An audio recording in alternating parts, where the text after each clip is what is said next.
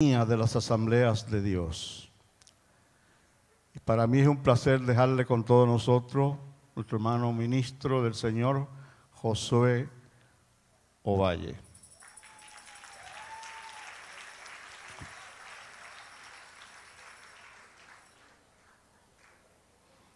¿Quién era Josué cuando yo vine aquí?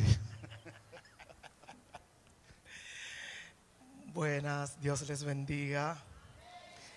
Suena eso raro, diga que el pastor diga, tenemos aquí al director de la capellanía. Permítame explicarle eso. Desde el 2013 el Señor nos ha permitido estar trabajando en lo que es la formación de la capellanía de las asambleas de Dios. Y en junio pasado, en las elecciones de los ministerios nacionales, nos atrevimos a correr como candidato a director nacional, y el Señor quiso que así fuera. Y digo el Señor porque habíamos dos candidatos y habían 52 votantes, y las elecciones quedaron 26-26. Entonces hubo que hacerlo con el otro método, y el Señor tuvo a bien que fuera escogido mi nombre. Tenemos un trabajo fuerte que hacer, pero sabemos que el Señor habrá de ayudarnos. Y el pastor me pedía que hablara un poquitito antes de entrar al tema. La capellanía no es más que un espacio de servicio a la comunidad y a todo el necesitado. Nuestra capellanía está orientada al trabajo carcelario, un trabajo que por años la iglesia ha hecho, pero con las nuevas normativas que hay en las cárceles se hace necesario también nosotros organizarnos, y la capellanía brinda ese espacio.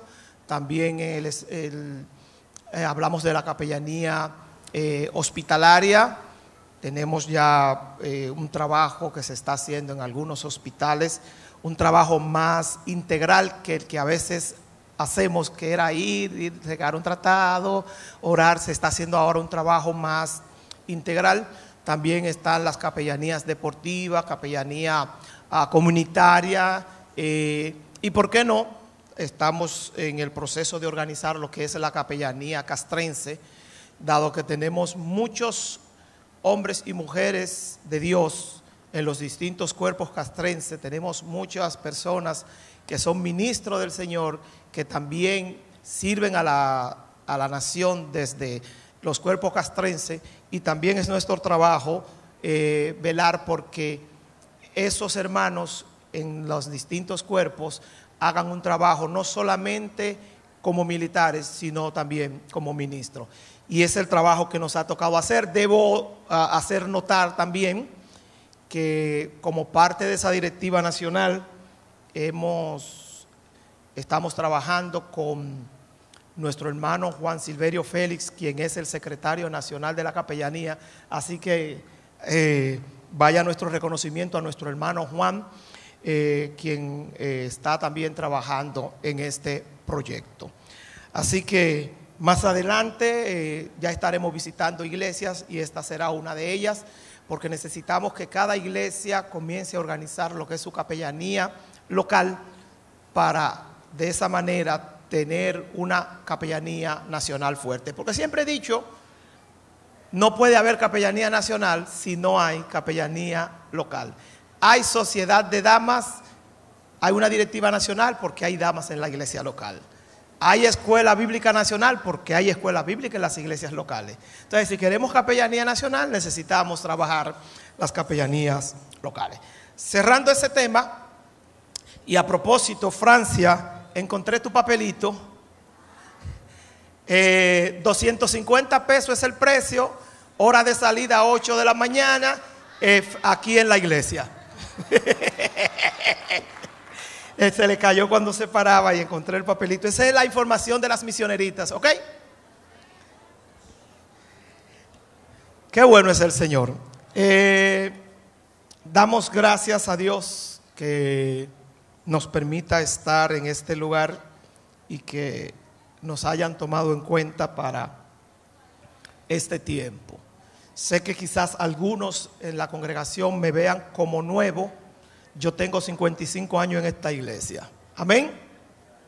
Nací de padres de aquí, me presentaron aquí, cogí escuela dominical aquí, hice todos mis desacatos y mis travesuras aquí, me bautizó Negro Cruz aquí, me casó Fabián aquí.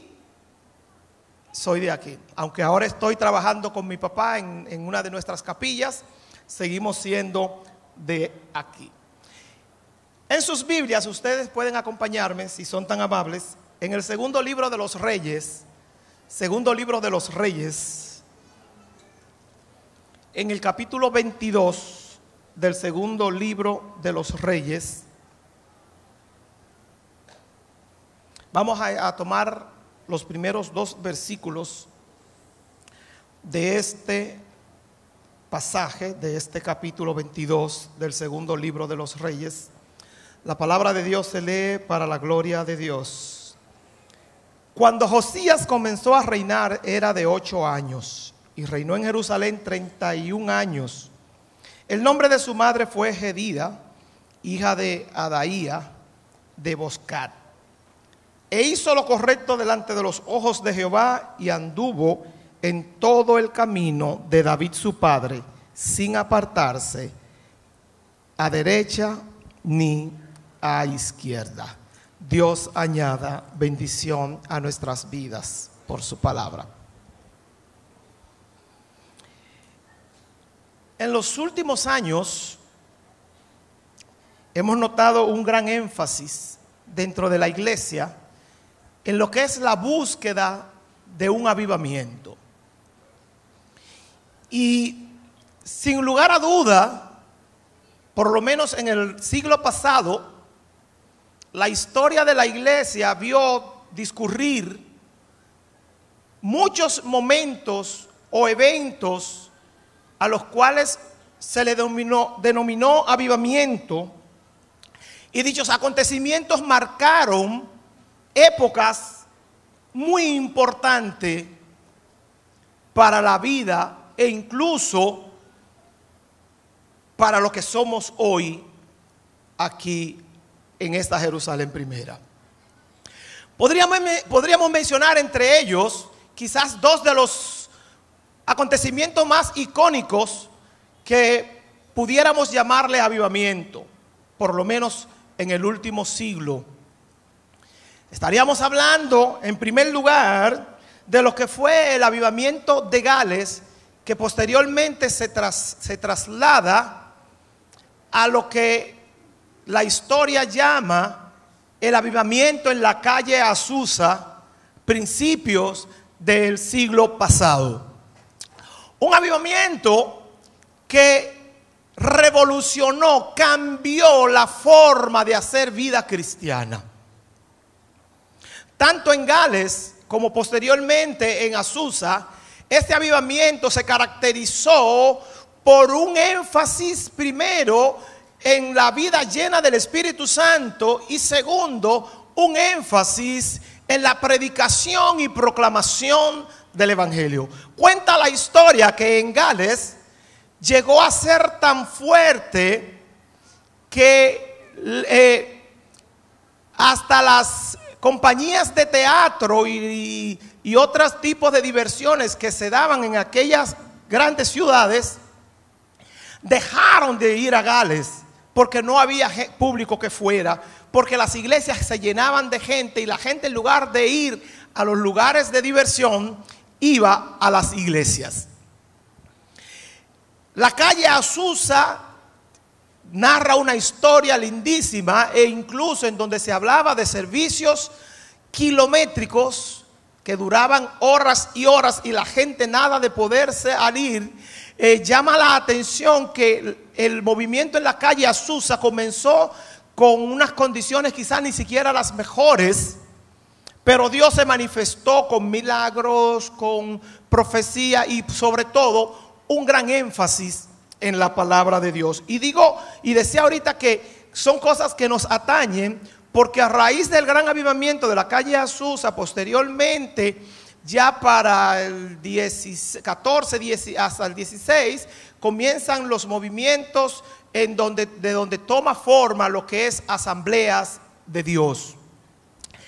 Y hoy tenemos una iglesia de Jerusalén gracias a movimientos como eso. Quizás otro movimiento muy icónico, y aunque muchos quizás no tienen mucho conocimiento de ello, fue el gran movimiento en Indonesia a finales, la segunda parte de la década del 60, en donde hubo un gran avivamiento que marcó también la historia. Ahora, a pesar de que todos estos movimientos, o estos dos movimientos que hemos mencionado, y pudiéramos mencionar otro, pudieran verse como movimientos que surgieron de forma espontánea, no es menos cierto que no siempre ha sido así. Tanto en la calle Azusa como en Indonesia se juntaron personas. Por ejemplo, en la calle Azusa era un grupito apenas de hermanos que abrieron un pequeño local y todo fluyó así. Quizás no siempre va a ser así. Y a pesar de que en los días de hoy, en nuestro interés, en nuestra intención, en nuestro deseo de nosotros llegar a un avivamiento como lo que a veces leemos en las historias, hemos desarrollado no solamente estrategias, hemos puesto esfuerzo, hemos incluso desarrollado, hemos creado fórmulas que pudieran dar hacia el avivamiento. Hemos implementado una serie de estrategias. No siempre tenemos a mano, no siempre tenemos como resultado lo que nos hemos propuesto. Pero más allá de cualquier estrategia, más allá de cualquier fórmula, más allá de cualquier proyecto, creo que hay una condición, hay un principio de carácter importante que nos puede llevar nueva vez al avivamiento. Y de eso quiero hablar en esta mañana. Volver a la palabra. Si realmente la iglesia del siglo XXI, si realmente la iglesia de la posmodernidad, si realmente la iglesia de hoy quiere un verdadero avivamiento, y no estoy diciendo que las demás disciplinas espirituales tengamos que dejarlas de lado, porque tampoco funciona así. Un avivamiento, dar vida, avivamiento es dar vida. Y para que haya vida tiene que haber un equilibrio, tiene que haber integridad. Los médicos y nutriólogos que están aquí saben que no solamente podemos consumir proteínas. Necesitamos la proteína, pero necesitamos también las vitaminas. Y necesitamos los minerales. Y si como de una cosa y no como de otra, al final voy a terminar padeciendo de algún problema. Ahora, cuando balanceo la ingesta de alimento, cuando balanceo mi dieta, es probable que logre tener salud. Asimismo pasa con el avivamiento. Sin embargo, en esta mañana yo quiero hablar de la importancia de volver a la palabra en pos de un verdadero avivamiento. Y no me baso en un simple pensar, no me baso en un simple creer, sino que puedo a la luz de la Biblia, y quisiera en esta mañana que ustedes me permitieran mostrarle, por lo menos en algunos casos, cómo el volver a la palabra dio lugar a un avivamiento, o en su defecto, como la propia Biblia habla de que la palabra es la clave para que las cosas funcionen. Y yo quisiera comenzar hablando de Josué, no de mí, del otro. Josué le tocó quizás la parte más estresante de lo que era la promesa que Dios le había dado al pueblo. Moisés se había pasado 40 años en pleno desierto sin poder entrar. Y fue tan difícil el lograr que esa promesa, que el cumplimiento de esa promesa se viera realizado, que aún el propio Moisés, quien recibió la visión, la revelación por parte de Dios, cuando allá estaba en el monte Oreb y veía la zarza ardiendo sin consumirse, y Dios le dijo: te he escogido a ti para que saques a este pueblo y lo lleves a una tierra que yo les voy a dar. Es lamentable que hasta el mismo Moisés murió en el desierto.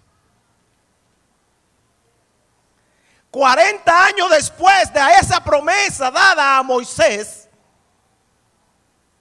Moisés se le permitió apenas verla de lejos. Dios le dijo: sube a la montaña, mira la tierra que le voy a dar, pero tú no vas para allá. Conocemos la historia y no es nuestro interés meternos en la vida de Moisés. Sin embargo, ahora Josué, Dios le dice a Moisés: toma a Josué, hijo de Nun, en el cual hay espíritu, en el cual hay virtud, y de lo que tú tienes voy a poner en él, porque él va a introducir al pueblo a la tierra prometida. El libro de Josué comienza de una manera que siempre a mí me ha gustado, porque Dios es un Dios claro. Dios le dijo: Josué, ok, ya te ungieron, ven acá, vamos a hablar. Le dijo: lo primero es que Moisés se murió. Punto, fin de la historia, pasemos página. Porque a veces queremos vivir en el pasado y queremos que todo suceda como en el pasado. Y si bien es cierto, ya vimos en la introducción que en el pasado han habido grandes movimientos, y esta iglesia es conocedora de un tiempo tremendo que vivió esta iglesia a finales de la década del 60 y prácticamente toda la década del 70. Y aquí hay gente que podrían pararse y hablar. Yo era un muchacho en ese entonces, yo nací en el 63. Pero sabemos lo que era, incluso sabemos lo que era la tercera tanda. La mayoría dice que era eso. Sí, era que después que se acababan las dos tandas de escuela dominical, un grupo de fiebruces de la Biblia se quedaban estudiando Biblia.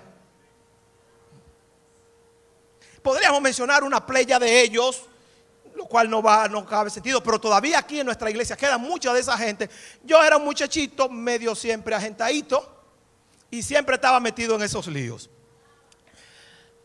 Pero a veces nos pasa que el tiempo va pasando y nos quedamos en el pasado. Dios le dijo a Josué: ok, con la muerte de Moisés cerró un capítulo. Ahora necesitamos que se abra un nuevo capítulo. ¿Qué vamos a escribir en esta nueva página del libro? Moisés se murió. Ahora te toca a ti levantarte, introducir al pueblo, llevarlo a la tierra prometida. Tendrás que ser valiente, no valiente, no. Tendrás que ser muy valiente, porque estaba bregando con un pueblo que no era fácil. Un pueblo que salió de Egipto y en 40 días podía estar en la tierra prometida, y 40 años después todavía no había entrado.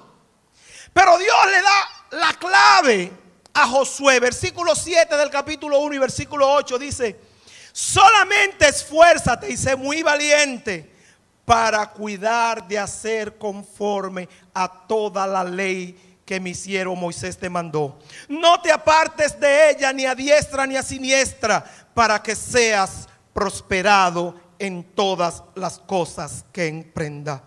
Nunca se apartará de tu boca este libro de la ley, sino que de día y de noche meditarás en él, para que guardes y haga conforme a todo lo que en él está escrito, porque entonces harás prosperar tu camino y todo te saldrá bien. Lo dijo Dios, no Josué. Es evidente que en Dios había el deseo de que Josué se ciñera, se ajustara a lo que decía la palabra. Josué pudo allí, un gran estratega militar, un hombre que peleó las grandes batallas en los días de Moisés, decir: ahora yo soy el jefe, vengo con mi librito. Y le dijeron: no, ya hay un librito. El cristiano no necesita un nuevo librito, ya tiene un librito. Lo que hay es que volver a ese librito y asegurarnos de vivir conforme a ese librito. Es verdad que los tiempos han cambiado, y es verdad que hay estrategias que nos han funcionado en estos tiempos, y es verdad que Dios es un Dios vivo, un Dios de revelación, un Dios que así como un día le reveló a Moisés, le reveló a Elías, le reveló a tantos hombres, a Daniel, a tantos hombres, sigue revelando y sigue hablando, porque a Dios no lo calla nadie. Pero su palabra que Él nos dejó tiene valor, y es lo que Él quiere que hagamos. Fíjese que Él le dice: no solamente la vas a conocer, sino que tendrás que asumir el compromiso de no apartarte de ella ni a diestra ni a siniestra. Es penoso como hoy en día aparecen tanta gente diciendo tantas cosas, que cuando yo voy... A mí me pasó en una iglesia cualquiera. Yo tengo un problema, es un problema personal que tengo yo. Así como un músico, cuando alguien desafina, usted puede estar entretenido en lo que sea, y si alguien desafinó, usted levanta, porque usted es músico. Eso es por instinto. A mí me pasa que cuando oigo algo y como que en el subconsciente no me cierra, como que me espanto. Y recuerdo que estábamos en una iglesia, Nacido iba a participar en una actividad que había, y antes de nosotros pasó una persona a dar una palabra profética. En su palabra profética, él está hablando y dijo algo, y fue como instintivamente. Yo andaba con mi guitarra y los instrumentos, no andaba con Biblia, y me volteé a uno de los hermanos que andaba con su Biblia y dije: préstame tu Biblia. Y me volteo, cojo la Biblia de él y la abro, y cuando miro al predicador, él me está mirando. Me sentí mal por él, porque dije: wow, como que eso es penoso. Pero la gente a veces quiere decir lo que quiere decir, y así no funciona. Es la palabra, es lo que dice ahí. Él le dijo: no te apartes ni a la derecha ni a la izquierda. Es ser cristocéntrico, es vivir según la palabra, es estar sujeto a la palabra. Que la Biblia dice cosas que no me gustan, es verdad. Hay cosas que si yo tuviera la potestad le diera delete. Sí. Hay cosas que yo le diera delete, le diera eso como que no. Pero no es que si me gusta, no, es que esa es la palabra de Dios. Eso fue lo que él dijo que hicieran. Y le dijo a Josué: y si quiere que las cosas funcionen, y si quiere que las cosas te salgan bien, y si quiere ser prosperado, y si quiere un avivamiento, y si quiere alcanzar los objetivos que te has planteado, y si quiere que las cosas marchen, tiene que mantenerte centrado en la palabra. Un ingeniero, por más pericia que tenga, tiene que ceñirse a los planos. Si no se ciñe a los planos, en cualquier momento puede haber un descuido y cometerse errores. Pero cuando usted se ciña al plano, usted hace lo que el plano dijo, y ya el plano está hecho. Pero no solamente le dijo: no te apartes, sino que debes meditar en ella de día y de noche. La palabra de Dios debe ser, así como comemos 3 veces al día, debe ser nuestro alimento diario. Me preocupa que a veces los evangélicos tenemos distintos conceptos de lo que es la Biblia. Para algunos la Biblia es parte de su vestuario. Cuando van a salir, cogen su Biblia y es parte de su atuendo. Pero es lo único que es. Llegó a la casa, se quitó la ropa, se quitó la Biblia. Y así no funciona. Pero para otros, la Biblia es un libro de receta. Incluso hay Nuevos Testamentos que en la parte de atrás traen cuando te sientas, busca tal pasaje. Cuando te sientas, tal pasaje. Y la tenemos como un libro de emergencia, como el médico en tu casa.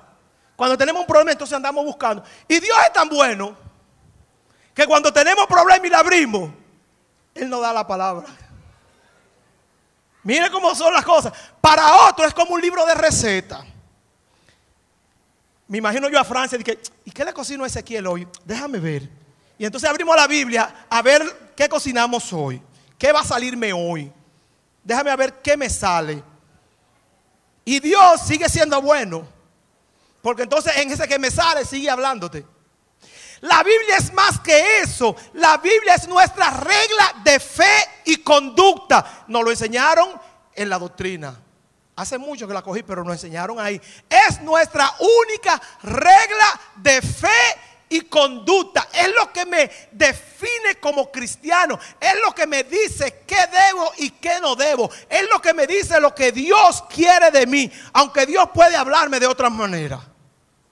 Y cuando me quiera hablar de otra manera, que me hable de otra manera. Pero hay personas que como no leen la Biblia, como no quieren adentrarse en el mundo de la palabra, entonces Dios en su infinita misericordia tiene que vivir hablando de otras maneras. Pero usted tiene la palabra ahí. Le digo, en ella medita de día y de noche. Tiene que tenerla pendiente todos los días. No para cuando voy al culto, no para cuando la necesito, sino que debe ser para el diario vivir. Y eso se lo dijo a Josué. Pero entonces David, en el Salmo primero, ¿qué es lo que él dice? Bienaventurado el varón que no anduvo en consejos de malos, ni en camino de pecadores, ni en silla de escarnecedores se ha sentado, sino, por el contrario, de otra forma, lo hace diferente. En lugar de estar ahí, ¿qué hace? Sino que en la ley de Jehová está su delicia, y en su ley medita día y noche.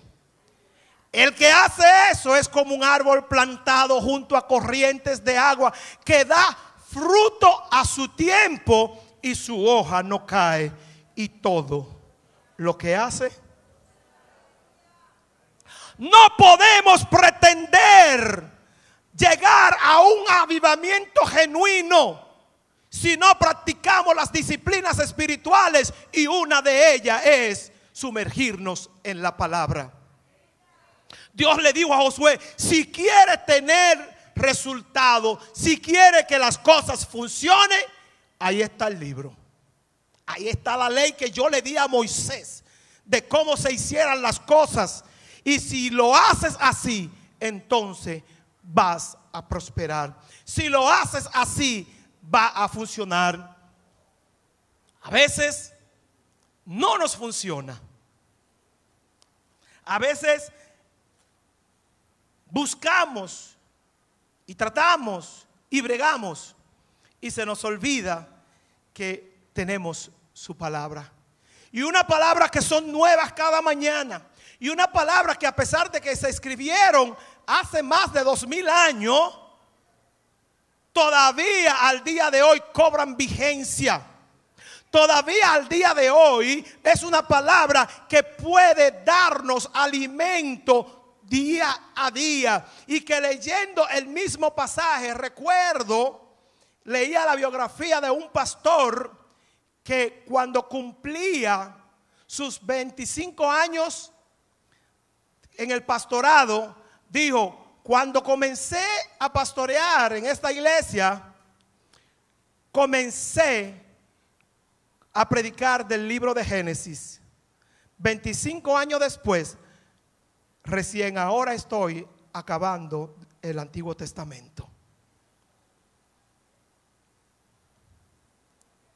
Es nueva. Y usted coge ese mismo versículo hoy, mañana y siempre y le va a sacar. Otro gran hombre, y en este me llama la atención y fue el pasaje que leímos, fue Josías. Josías le tocó gobernar a los 8 años. Imagínese usted qué capacidad tenía Josías para ser rey con 8 años. ¿Qué podía hacer? ¿Qué conocía? ¿Qué cultura general? ¿Qué conocimiento tenía Josías? Posiblemente ninguno. Sin embargo, tenía el gran compromiso. Pero me llama la atención, a partir del versículo 3, que dice que cuando él tenía 18 años, a los 18 años del rey Josías, envió el rey a Safán, hijo de Azalía, hijo de Mesulam, escriba a la casa de Jehová diciendo: ve al sumo sacerdote Hilcías y dile que recoja el dinero que han traído a la casa de Jehová, para que han recogido del pueblo los guardianes de la puerta, y que lo pongan en las manos de los que hacen la obra, que tienen a su cargo el arreglo de la casa de Jehová, y que lo entregasen a los que hacen la obra de la casa de Jehová para reparar las grietas de la casa, y a los carpinteros, maestros, albañiles para comprar madera y piedra de cantería para reparar la casa, y que no se tome el dinero, que no se le tome en cuenta del dinero cuyo manejo se les confiare, porque ellos proceden con honradez. Usted dice, ¿y qué él acaba de leer?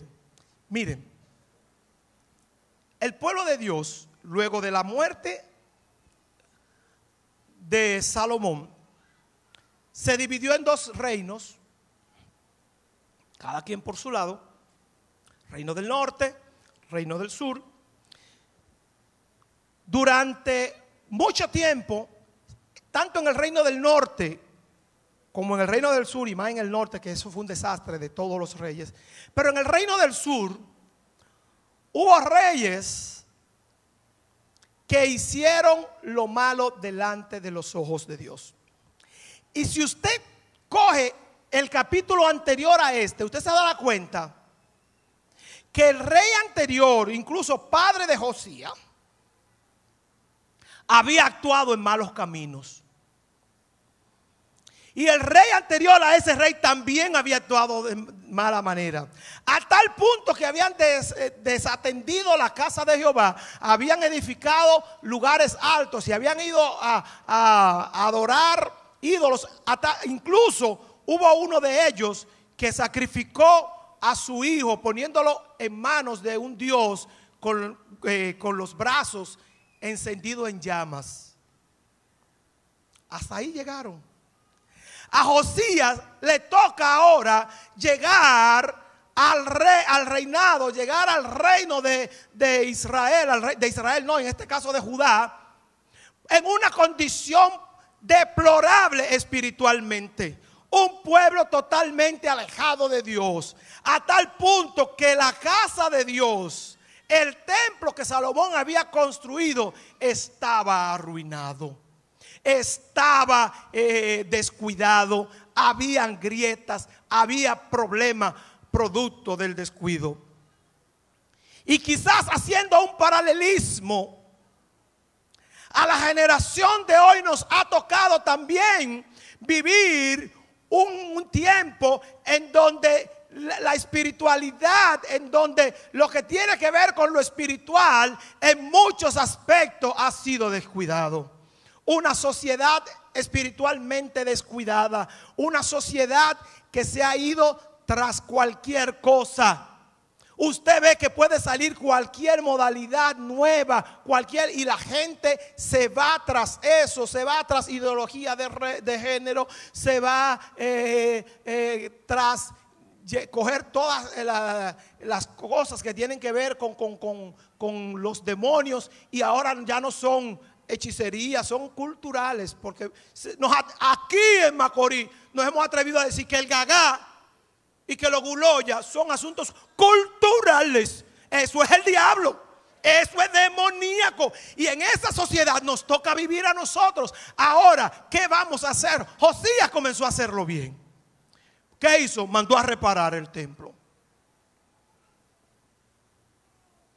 Y dio órdenes y reparen y arreglen y cojan los cuartos que hay ahí y no se lo den a más nadie a trabajar.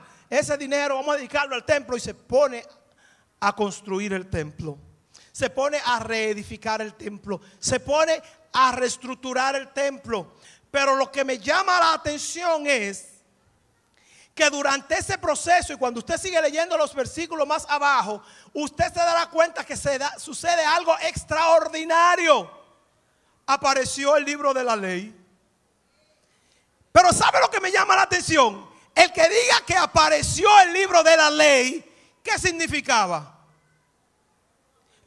Es como aquel, no sé, me imagino que el pastor se debe acordar aquel famoso cuento de la hermana que le dijo al pastor: pastor, no puedo leer la Biblia porque no encuentro mis lentes. Y un día entonces alguien va y ayuda a la hermana a buscar los lentes estaban dentro de la Biblia.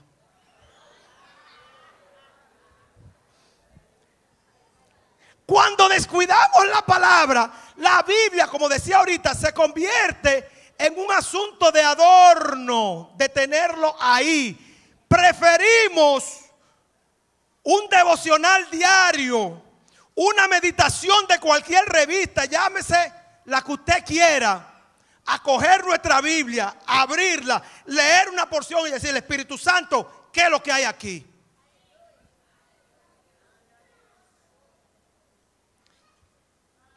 Y a veces, ahora con las redes sociales, empezamos a mandarnos mensajes. Miguelina es muy crítica en eso. Y usted sabe la cantidad de mensajes que son aberraciones bíblicas. Y lo mandamos como asuntos muy, a veces católicos, a veces... Porque tenemos olvidada la Biblia. Y cuando no tenemos la Biblia, tenemos que agarrarnos de cualquier cosa. Ellos estaban reconstruyendo el templo. Josías estaba retomando las construcciones, poniendo las cosas en su lugar. Pero nadie hablaba de la Biblia, nadie hablaba de la palabra.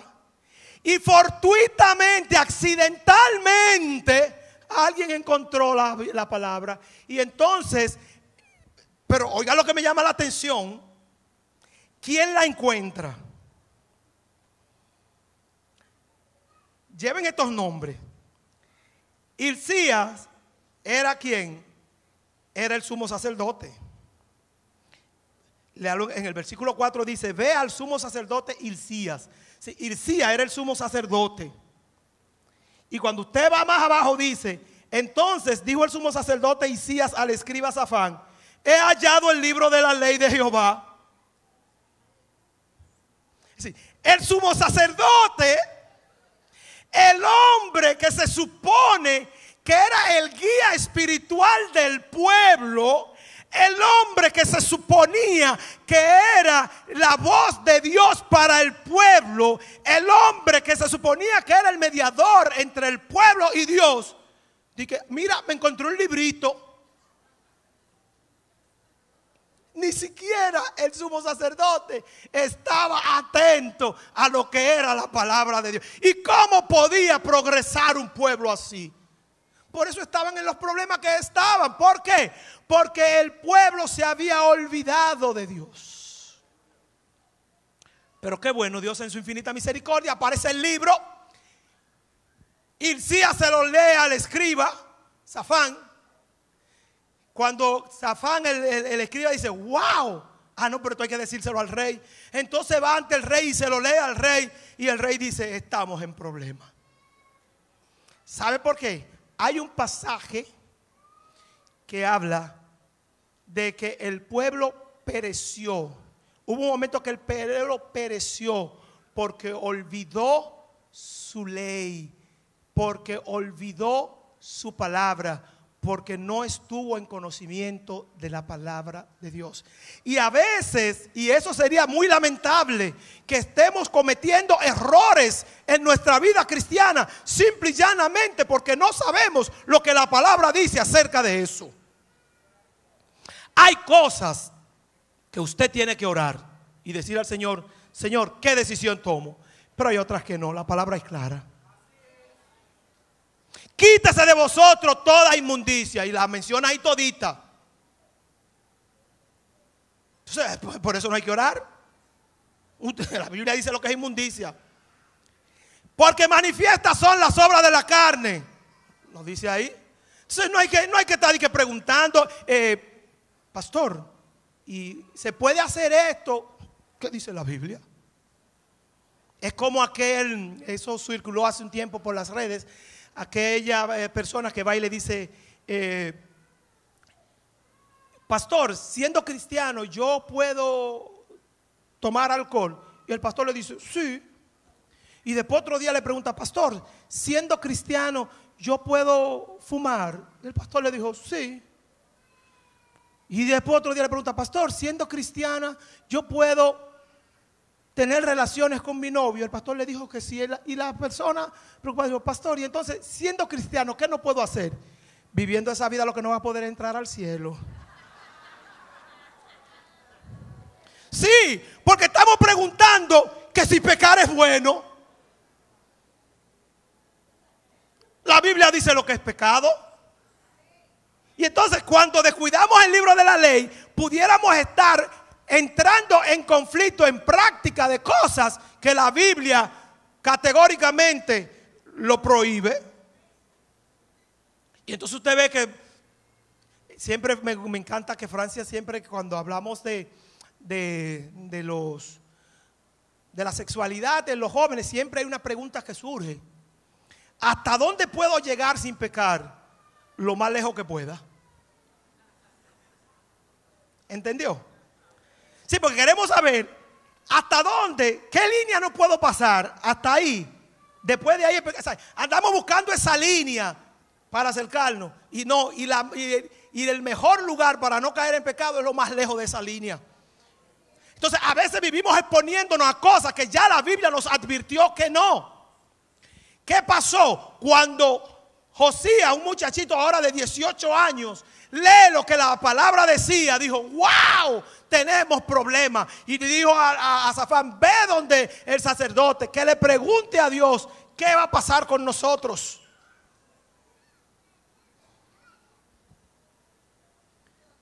Muchas veces estamos en la condición que estamos porque no hemos olvidado de usar la Biblia como nuestra regla. No es que digo yo, no es que es lo que dice el evangelista, ni siquiera que es lo que dice el profeta. Y cuando digo profeta hablo en sentido general, porque hay profetas, hombres y mujeres de Dios, a los cuales Dios sigue utilizando para traer una palabra puntual y fresca a la iglesia, y creo en ello. Sé también que hay muchos que inventan demasiado, pero yo le digo al que es profeta, si a usted Dios lo llamó a profeta como a mí me llamó a maestro, estamos en paz. Haga usted su trabajo de profeta, yo seguiré como maestro. Pero a veces estamos detrás de la palabra del profeta, estamos detrás de la palabra del evangelista, estamos detrás de la palabra del apóstol. Usted tiene la palabra, de la misma que el apóstol y el evangelista va a sacar el mensaje, esa misma la tiene usted. Usted no tiene que esperar a llegar ya. Esa Biblia que el profeta, el evangelista, el apóstol, el querubín, el que sea, leyó para traer el mensaje, usted la tiene en su casa. Léala, estúdiela, escudriñela, y tiene el Espíritu Santo que cualquier cosa que usted no entienda se la va a revelar. Pero no, tenemos que andar detrás de personas. Mire cómo la cadena. El sacerdote encontró el librito, se lo enseñó al escriba, el escriba se lo enseñó al rey. Entonces el rey le dijo al escriba, pregúntale al sacerdote. No va a haber avivamiento así. Cada uno de nosotros tenemos que asumir nuestro compromiso con la palabra de Dios. Cada uno de nosotros tenemos que asumir nuestro compromiso con la iglesia. Cada uno de nosotros tenemos que asumir nuestro compromiso con las disciplinas espirituales. Y cuando todos o una gran parte lo hagamos, estaremos avivados. Habrá avivamiento. El avivamiento no lo va a traer nadie. Aquí al país vino T.B. Joshua. ¿Y qué ha pasado después de T.B. Joshua? Seguimos lo mismo. Porque el avivamiento no lo iba a traer T.B. Joshua. El avivamiento no lo va a traer Cachuluna, Maldonado, no lo va a traer ninguno de esa gente que... No, el avivamiento lo va a provocar usted cuando usted, que no tiene ahora que esperar que un sacerdote descubra el libro. Usted lo tiene en la casa ya. Léalo. Y cuando lo lea, entonces usted mismo no tiene que ir donde el sumo sacerdote para que consulte a Jehová. Usted mismo consulte. Y a usted mismo el Señor le va a hablar. Qué bueno que esta historia terminó bien. Porque Dios le dijo, díganle al rey. Entonces el profeta le dijo, que dice Dios, eso se lo diciendo al escriba, que le diga al rey. Siguió el mismo caso, pero bueno. Que el pueblo pecó y viene el castigo. Pero como el rey Josías supo interesarse en lo que la palabra decía, el castigo que voy a traer, lo voy a traer después que él duerma con sus padres. No lo voy a traer en los días de él. Y ahí está la historia. Finalmente vino el cautiverio. ¿Cuál fue la diferencia? Que Josías pudo por lo menos ver un tiempo de paz. Se interesó en el libro. Si Josías hubiese visto, apareció un libro, está bien, póngalo por ahí, sigamos porque lo importante no, ¿cómo usted va a detener todo por un librito que apareció cuando lo que estamos es restaurando el templo? Porque a veces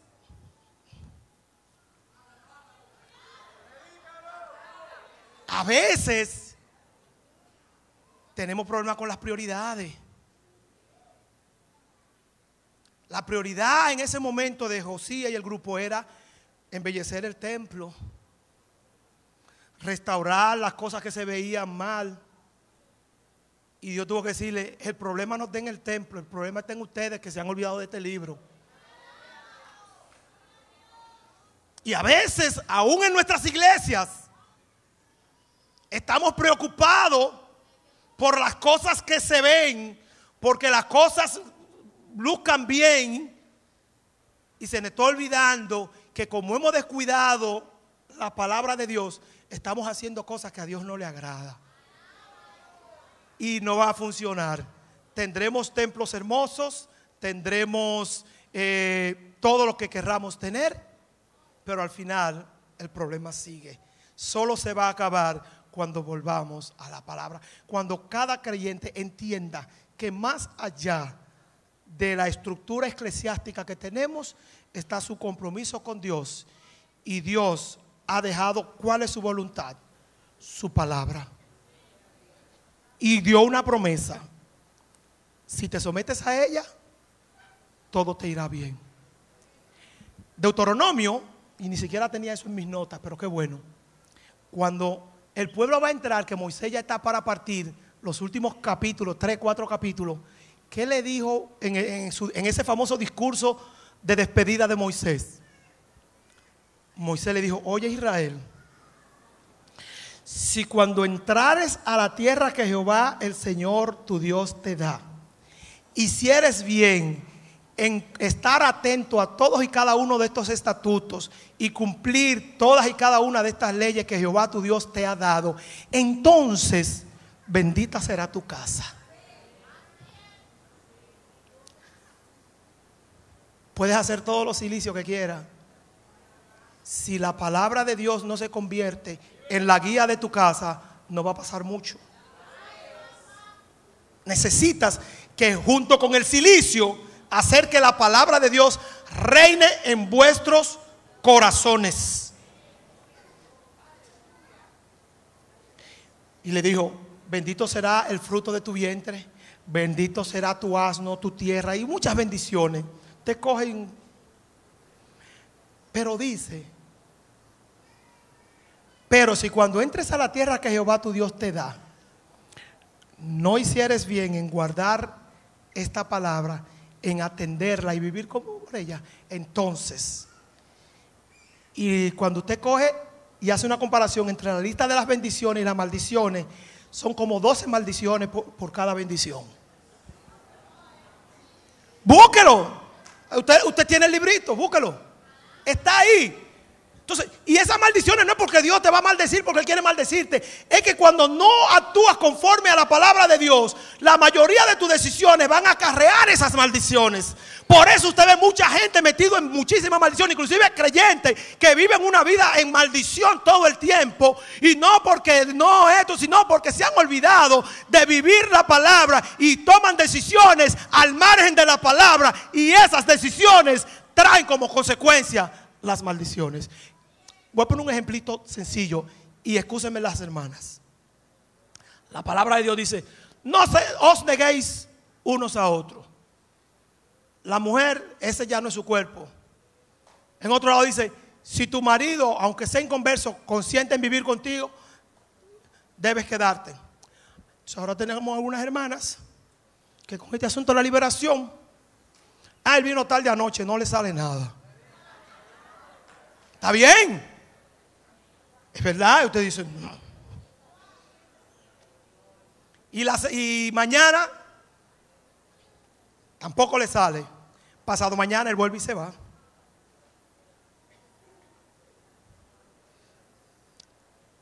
Ay, que ese hombre, él es malo y usted empujándolo afuera. Porque él es malo. Estamos claros que es malo, que el tipo tiene problemas. Pero si en lugar de usted atraerlo, lo empuja, ¿por dónde él va a coger?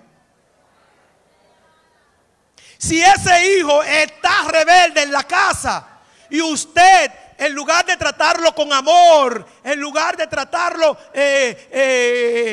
con cariño y apoyarlo, usted le dice. Entonces, lo que usted no le brinda en el hogar, ese muchacho lo va a encontrar en un amiguito. Y lo que tuvimos anoche aquí, en el culto de anoche, en el drama, que aquí debo abrir un paréntesis. Hablaba con algunas personas. Fue tremendo lo que pasó aquí anoche. Fue tremendo. Un grupo de jóvenes tuvieron el culto. Un culto quizás un poco diferente a lo que nosotros nos gusta, lo más viejitos como yo. No hubo un mensaje, hubo un drama, pero un drama que retrataba la vida real, lo que está pasando la juventud aquí y en la calle. Y lo que más me gustó fue cuando al final del drama los tres jóvenes se pasaron aquí y cada uno en sus palabras, quizás no con toda la retórica y no con toda la oratoria que podamos tener algunos, en sus palabras como muchachos y utilizando hasta su lenguaje de muchacho, le transmitieron el mensaje y hicieron un llamado. Y aquí pasaron muchas vidas anoche a aceptar al Señor. ¿Por qué? Señores, esto es de Dios. Y cuando usted, en lugar de empujarlo hacia afuera, lo que hace es que le dice, ven aquí. Sé que Francia me mira y sabe que pasamos mucho aquí con nuestros muchachos, nuestros adolescentes. Porque mientras los adultos lo veían como el muchacho que rendía uno, y decían principalmente de Francia, de mí casi no lo decían. De Francia decía que ella era una apoyadora. No, mírenlos ahí donde están toditos los que Francia y yo apoyamos una vez sentados ahí cuando teníamos la clase ahí. Están aquí, ¿sabe por qué? Porque no lo empujamos afuera. Le dijimos, ¿son necios? Sí. ¿Son molestosos? Sí. ¿Hacen travesuras? Sí. Algunos, las travesuras llegaron un poco más lejos de lo que nos hubiera gustado. Sí, pero están aquí. Entonces, ¿por qué pongo esto como ejemplo? Porque a veces nosotros hacemos todo lo contrario a lo que la palabra nos dice, pero entonces queremos tener la bendición que la palabra dice. No, para que vengan las bendiciones que la palabra dice, hay que hacer lo que la palabra dice. Cuando actuamos fuera de la palabra, cuando actuamos por instinto propio, ¿qué dice la Biblia? Si tu enemigo te hace un daño, hazle un bien. ¿Qué dice las leyes? Tú tienes derecho. ¿Qué haces? O le haces el bien que dice la palabra, o ejerce tu derecho que dice la ley. Si le haces el bien, ascua de fuego amontonará su cabeza y te lo puedes ganar para Cristo. Si ejecutas lo que dice la ley, te ganaste un enemigo de por vida. O sea, así es que funciona. O sea, podríamos ponerle muchas cosas, pero así es que funciona. Entonces, por eso es la importancia de venir. Quiero terminar, porque ya me he extendido más que lo que había planificado. Quiero terminar con otro de los grandes y otro momento importante en donde la palabra de Dios marcó un antes y un después en el pueblo. El pueblo de Israel, producto de lo que habíamos hablado que pasó en los días antes de Isaí, de Josías y demás, fue llevado cautivo 70 años. Luego de esos 70 años retorna en tres grandes etapas: la de Zorobabel, la de Esdras y la de Nehemías. Pero en el libro de Nehemías hay un episodio que nos llama mucho la atención. En el caso de de Esdras, que reconstruyó el templo, abolió la usura, mandó a que las mujeres soltaran y los hombres soltaran a los extranjeros, etcétera, etcétera. En el libro de Nehemías, luego que Nehemías tiene que, a base de coraje, reconstruir el muro, restaurar las puertas de Jerusalén y trabajar muchas cosas,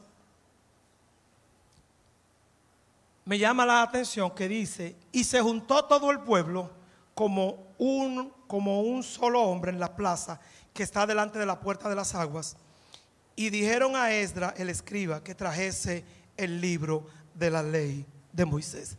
Aquí no lo encontraron, no, sino que había un propósito de que el pueblo conociera la ley de Dios. Y el sacerdote Esdras trajo el libro de la ley delante de la congregación, así de hombres como mujeres, y todos los que podían entender, el primer día del mes séptimo. Y leyó en el libro delante de la plaza que está delante de la puerta de las aguas, desde el alba hasta el mediodía. Así como de las 6 de la mañana hasta las 12. Un buen tiempo de lectura. Dice: y leyó el libro delante de la plaza de las puertas desde el alba hasta el mediodía, en presencia de hombres, mujeres y todos los que habían de entender, lo podían entender, y los oídos de todo el pueblo estaban atentos al libro de la ley. Y el escriba Esdras estaba sobre un púlpito de madera que habían hecho para ello, y junto a él estaban un grupo de nombres que daban Matías, Sema, Anías, que no lo voy a leer. Y diga diciendo: y abrió pues Esdras el libro a los ojos de todo el pueblo, porque estaba más alto que todo el pueblo, y cuando lo abrió todo el pueblo estuvo atento. Bendijo entonces Esdras a Jehová, Dios grande, y todo el pueblo respondió: amén, amén, alzando sus manos, y se humillaron y adoraron a Jehová inclinados en tierra. Y los levitas Jesúa, Baní, Serebías, Jamín, Acús, Sabetai, Adía y los otros hacían entender al pueblo la ley, y el pueblo estaba atento en su lugar, y leían el libro de la ley de Dios claramente, y ponían sentido de modo que entendiesen la lectura. Entendieron la lección. Ahora el pueblo retorna a su tierra y deciden poner nueva vez en el centro del pueblo el libro de la ley. ¿Qué pasó? Celebraron Pascua, restauraron holocausto, todas aquellas cosas que se habían perdido durante 70 años, lograron volverla a poner, porque volvieron a hacer lo que decía el libro de la ley. Es cierto que Dios ha prometido avivamiento, y de tiempo en tiempo surge un hombre de Dios anunciando de parte de Dios la venida de un avivamiento. Pero depende de nosotros, para que ese avivamiento pueda llegar, que volvamos a la palabra. Y volver a la palabra no significa tener una Biblia. En el caso mío, por la naturaleza del ministerio que desempeñamos, tenemos varias, y no me hace más que el que nada más tiene una. Es que la lea, que la entienda y que la aplique. Como un extra le digo, me encanta acostarme oyendo la Biblia. Pongo un capítulo cualquiera o pongo un libro cualquiera de la Biblia y lo dejo toda la noche al lado de mi almohada. Y a veces me despierto en la madrugada y está sonando eso. Y a uno que en algunos casos le toca ministrar, no son una ni dos las veces que Dios me ha dado un mensaje oyendo un pasaje de la Biblia. Y los dejo que repita. Y a veces, por ejemplo, me cojo con un libro de la Biblia Y todos los días vuelvo y leo el mismo libro, el mismo libro, el mismo. Y a veces me preguntan, Miguelina, pero ¿y tú no leíste eso? ¿Tú no escuchaste eso ayer? Sí. La Biblia tiene que volver a ser el centro de la vida de la iglesia. ¿Y sabe por qué? Porque hay una simbiosis, hay una interacción entre el Espíritu y la palabra. Con tal razón, el apóstol Pablo se atreve a llamar la Biblia, la Biblia es la espada que usa el Espíritu. La espada, de decir, el Espíritu para trabajar utiliza la Biblia. Oiga cómo funciona. Entonces, por más que el Espíritu quiera obrar, si en usted no hay palabra,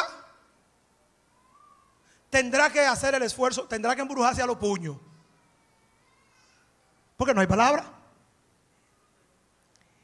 Y en esos grandes moveres de la iglesia del primer siglo, en el libro de los Hechos, en cada caso que el Espíritu Santo operó, los resultados se vieron, porque luego de la manifestación espiritual, Pedro, Pablo y tantos como ellos se pararon y dieron un mensaje de la palabra. El día de Pentecostés llega el Espíritu Santo, desciende sobre los 120, hablan en lengua, el viento recio, pero hasta ese momento, eso nada más. Ahora, ¿qué pasó? Cuando Pedro se puso en pie junto con los 11 y le dijo: varones israelitas y los que habitáis en Jerusalén, esto sea notorio. Y comenzó a hablarle, y vino desde Moisés hasta acá. Le dijeron: ¿qué hacemos para conseguir eso? Y Pedro le dijo: arrepiéntanse, bautícense y recibirán el poder del Espíritu Santo. Pero posteriormente Pedro mismo está en casa de Cornelio, y no era cantando, y no era con el grupo Genuina Adoración ni Nacido para Adorar. Pedro estaba hablando la palabra, y dice: y mientras Pedro hablaba estas cosas, el Espíritu Santo vino sobre todos los que estaban en la casa. Hay un hombre que va por el camino desierto de Jericó leyendo la palabra, y otro que está en Samaria, y Dios le dice, el Espíritu Santo le dice al que está en Samaria: coge para el desierto. Y cuando llega ahí, lo encuentra leyendo. ¿Entiende lo que lee? No, no entiendo, que ven a explicarte. Y dice que comenzó a partir de la lectura y leía el libro de Isaías y le explicó todas las cosas. ¿Y qué dijo el muchacho? ¡Ey, cochero, para! Ahí hay agua. ¿Qué impide que yo sea bautizado? Queremos que la gente venga y no tengamos que durar mucho rato haciéndole un llamado, sino que antes que terminemos ellos estén aquí en el altar. Volvamos a la palabra. Que el Espíritu Santo se va a encargar de coger esa palabra, ungida por el Espíritu Santo, entonces va a hacer la obra. Pero tenemos que volver a la palabra. Y un compromiso que tiene el liderazgo de la iglesia en sentido general, y por qué no de esta, asegurarse que desde este lugar hacia el pueblo vaya una palabra fresca, una palabra buena y una palabra sana. Ya basta de que nuestros altares estén siendo cogidos para estar haciendo cuentos y hablando cualquier chuchería que se nos venga a la cabeza.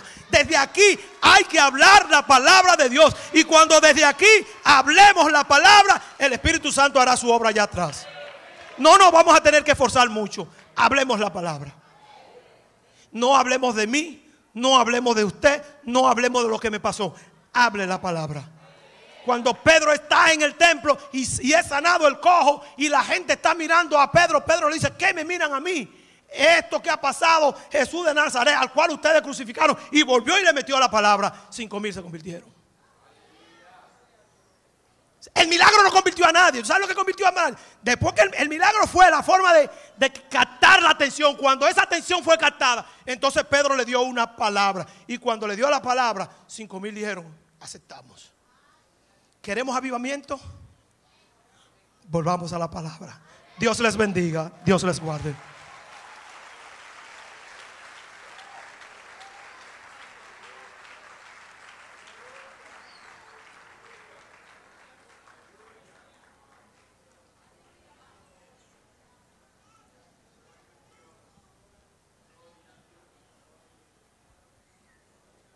Qué bueno.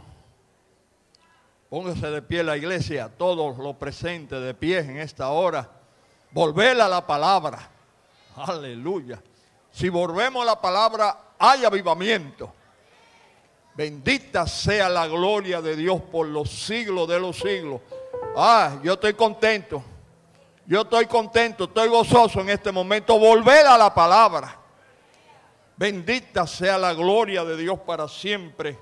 En esta hora queremos hablar con los amigos.